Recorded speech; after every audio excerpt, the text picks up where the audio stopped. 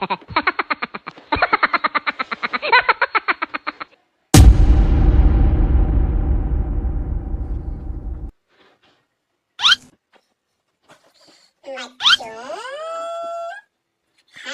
जीवन जीना है तो पढ़ाई बहुत जरूरी है। शिक्षा हमें जीवन का प्रथम पहलू है।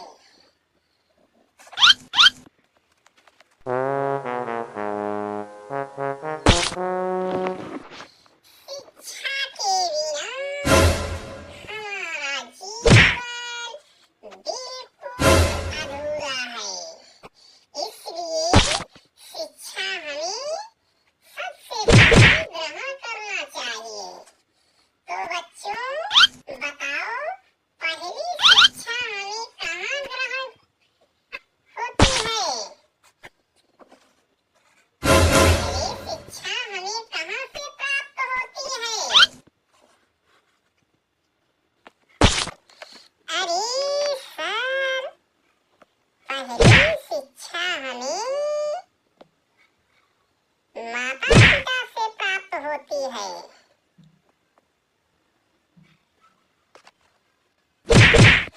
हाँ मेरे प्यारे विद्यार्थियों, आप सही कह रहे हो। पहली शिक्षा हमें माता पिता के द्वारा प्राप्त होती है और शिक्षा ही जीवन का सार है। शिक्षा नहीं है तो जीवन पूरा बेकार है। इसलिए शिक्षा को ग्रहण करना हमारा परम कर्तव्य है। शिक्षा हमें बुलंदियों तक ले जाएगा। शिक्षा ही जीवन है। शिक्षा को जीवन का आधार माना गया है।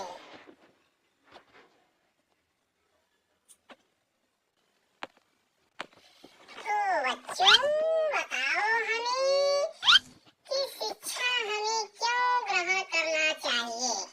आज का प्रश्न है कि बच्चों ये बताओ कि हमें शिक्षा क्यों ग्रहण करना चाहिए?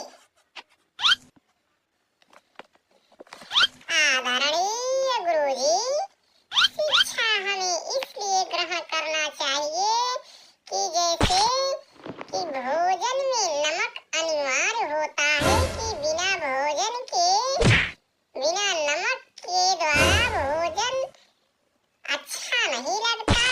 इसलिए बिना शिक्षा के लिए हमें जीवन अच्छा नहीं लगता। जैसे बोलना हुआ, चालना हुआ, कहीं जाना हुआ, किसी से कुछ पूछना हुआ, बिना पूछे ही रास्ते में लिखा हो उसको पढ़ के आगे बढ़ते जाना हुआ। सर आज ऐसे चीजों पर शिक्षा बहुत ही अनिवार्य विषय है। इसलिए शिक्षा हमें ग्रहण करना चाहिए। क्यों पिंकी? इन्होंने, राजू ने जो शिक्षा पर बताया, जो शिक्षा के विषय में ज्ञान दिया, क्या वह सत्य है? तुम्हारे पास ऐसे कोई तर्क हो तो शिक्षा के विषय में पिंकी तुम जरूर बताइए। हमारे विद्यार्थियों को बताइए कि शिक्षा हमें कितना जरूरी है। सर शिक्षा हमें इतना जरूरी है कि जितना हमें जीवन जीने के लिए पानी की जरूरत पड़ती है, उतना हमें शिक्षा की जरूरत है। सर जब तक पानी के बराबर हम शिक्षा ग्रहण नहीं कर लेते हैं तो हमारा जीवन सफल नहीं होता है। इसलिए शिक्षा हमें बहुत जरूरी है। जैसे हमें जीवन जीने के लिए हमें पानी और भोजन की आवश्यकता होती है, उसी तरह हमें जीवन जीने के लिए शिक्षा की बहुत जरूरी है। इसलिए शिक्षा हमें जरूरी है कि शिक्षा के बिना सब कुछ बेकार है। बिना ज्ञान के जीवन बिल्कुल बेकार है। इसलिए ज्ञान हमें बहुत जरूरी है। ज्ञान कोई भी हो, शिक्षा कोई भी हो, पढ़ाई की शिक्षा हो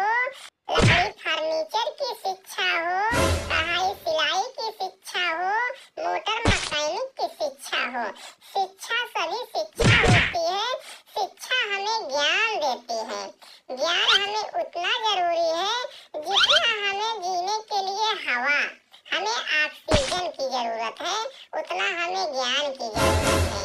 इसलिए शिक्षा गुरुजी हमें बहुत ही जरूरी है। शाबाश मेरे बच्चों, आज आपने मेरा मन को खुश कर दिया। मैं सोच रहा था कि हमारे बच्चे विद्यालय में आते हैं और मैं जो बक बक करता हूँ उसको सुनते हैं और चले जाते हैं, लेकिन आज हमें मालूम हुआ कि आज हमारे विद्यालय के बच्चे बहुत होनहार हैं और होनहार के साथ साथ सर्वगुण संपन्न हैं। इसलिए मैं सभी बच्चों को बधाई देता हूँ कि बच्चों, ज्ञान के ऊपर एक विषय है, वह है कहानी। मैं एक छोटा सा कहानी तुम लोगों के सामने पेश कर रहा हूँ। इस कहानी के माध्यम से आप लोग अपना जीवन व्यतीत करिए। कौन कौन सहमत है हमारे कहानी को सुनने के लिए? जो सहमत हो वह हाथ उठा दे।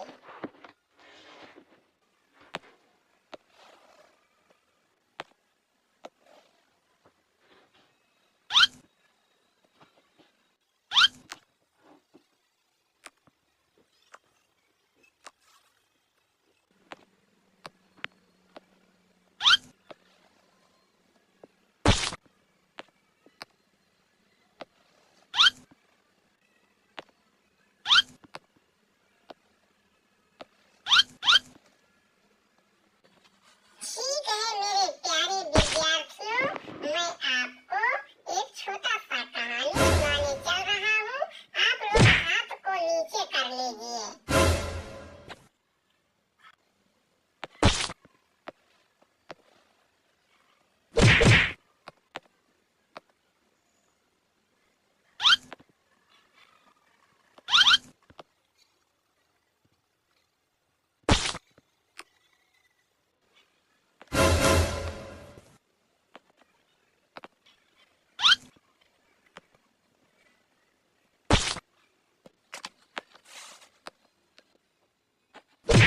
तो फिर प्यारे बच्चों, अब आप लोग कहानी पर ध्यान दीजिए।